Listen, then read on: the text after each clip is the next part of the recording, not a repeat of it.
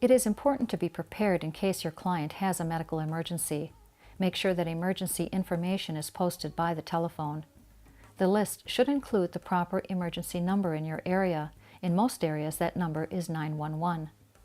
The physician's name and phone number, pharmacy number, the number of a relative or neighbor, the house address, and the name and number of your agency supervisor. Always follow your agency's policy for handling emergencies.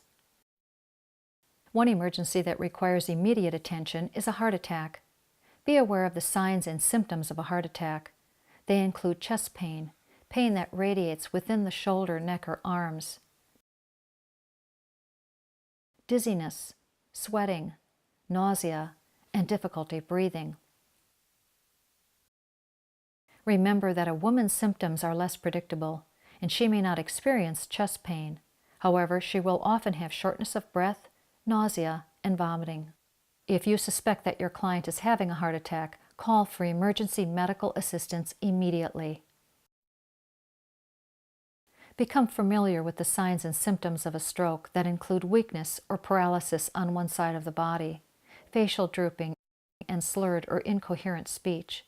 If you suspect that your client has had a stroke, call for emergency assistance immediately.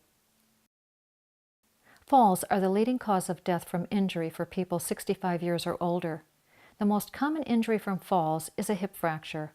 Falling may be a sign of a serious medical condition. Follow your agency's procedure for handling falls.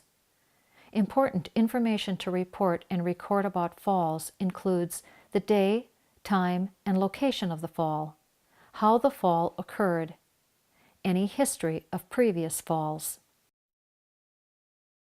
If your client is unconscious after a fall, call 911 or your local emergency number. Do not move the person because he could have a neck or spinal cord injury, and moving him could make it worse. Cover him with a blanket to prevent chilling. Notify your supervisor. Stay with your client until help is available. It is important to know whether your client has a DNR order.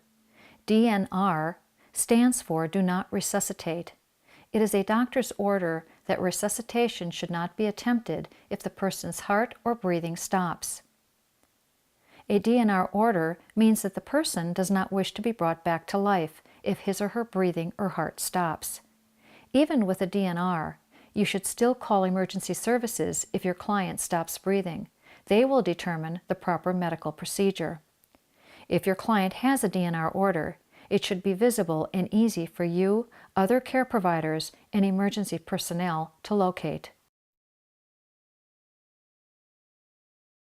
Older people are more vulnerable to fires and natural disasters because of reduced mobility, hearing, or other impairments. It is estimated that 75% of older people who die in home fires did not have working smoke alarms. Working smoke alarms provide early warning of fire and are especially important for older people. A safety checklist of the client's home should include monthly testing of the smoke alarms.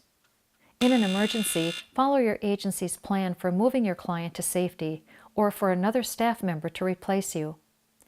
If you cannot contact the agency because of power outage or problems, listen to a battery-operated radio for emergency information.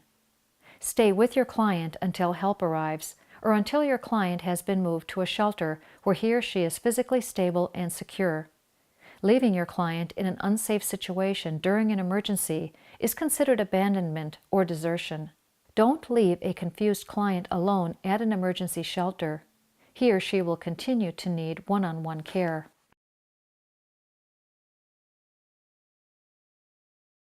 When caring for someone on bed rest, the wrap and slide technique is a safe way to move that person out of danger. Use a blanket or sheet to wrap the person's body. Support their head and shoulders as you gently slide them off the bed in the direction of the exit.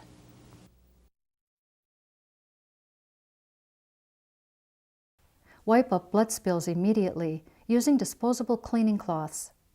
Small spills can be cleaned with paper towels and a bleach water solution.